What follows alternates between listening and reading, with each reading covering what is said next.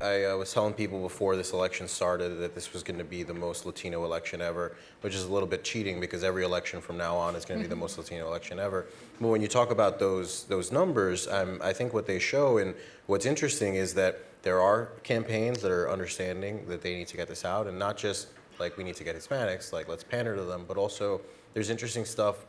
like at the high level. So Hillary Clinton has a senior advisor,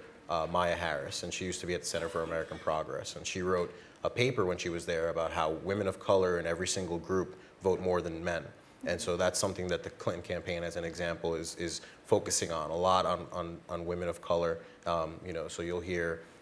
Hillary on the other day in San Antonio talking about, Hispanic businesses are the largest, fastest growing, but Latino-owned Hispanic businesses are the ones that are growing at the fastest rate. So there are, I think, some efforts, and we were talking about Bernie Sanders hiring people.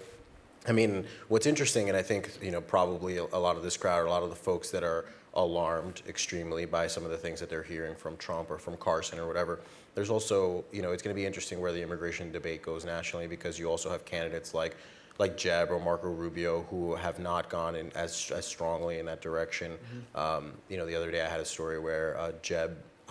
has 228 Hispanics on the leadership council to give him advice and stuff like that. So that's not stuff that's getting where we are in the debates, where each side is in their corner kind of fighting amongst themselves. That'll be interesting when that actually happens on a national level, one candidate versus another, discussing the merits of some of these policies.